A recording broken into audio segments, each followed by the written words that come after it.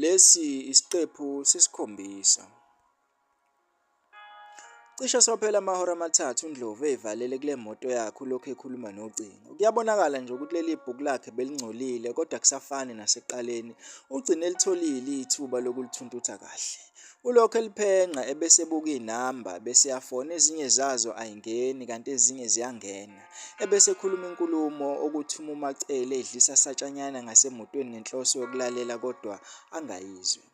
Isikhathi zantambama lona-ke umuzi kaNdlovu ukuthi ebaleni legceke khona imoto yakhe uNdlovu kanti phakathi kukhona yena uNdlovu ukhuluma nocingo lwakhe. Kuyabonakala nje ukuthi ijulile le nkulumo aphakathi nayo ocingweni. Maqondana newindi lasekhishini phakathi endlini kukhona uMacele ulokhu eyiqolozele njalo imoto yamnyeni wakhe. Uma unganakile ungacabanga ukuthi uwasha izitsha kanti cha, ufisa ukuba impukana ndize bese yongena phakathi emotweni ezwe yonke into ekhulunywayo. Ubesathi uphenya ikhethini uMacele ngesikhathi ezwa ngesandla simthinta ngemumva athuke ngokushesha avala ikhethini. Yini wena mani ungithusa? uSibahla anikeza uma wakhe isitsha abekade edla ngaso. Ma, ubaba kanti ukhuluma nobani isikhathi eside kangaka? Amukela isitsha uMacele. Nama ngazi ngiyafisa ukwazi nani. Ahamba uSibahla ayoma ngasemnyango. Yazi ngikutshele ma, ngimbingelelile ngesikhathi ngifika wangiziba. Ngisaya kuye futhi ngiyombingelele. Amngene emlonyeni uMacele. Ungayi, yeka. Kuzoya mina wena hamba ubuka TV. Aphuma uMacele ahambe nyonyoba kodwa edidisa umkhondo eqonde ngasemotweni ehambe kancane. Uma ucabanga nje usazongikhumbula kodwa uNdlovu abona uMacele esibukweni semoto esondela kancane emotweni. Awenze nje, angithumele i-address yakhe. Ngokushesha afihlelele ibhuku lakhe ngaphansi kwesihlalo sikamshayeli. Haleluya. Amen Ncegu, amen, amen, amen Ncegu. Hayi, isiyobuya ithintane. Avale ucingo lakhe uNdlovu. Hayi, inzima impilo kwabanye abantu. Avula isicabha semoto uNdlovu aqonda noMacele. Hawu, mawakhe, ngigcina upheka. Aphume emotini bese yayivala imoto.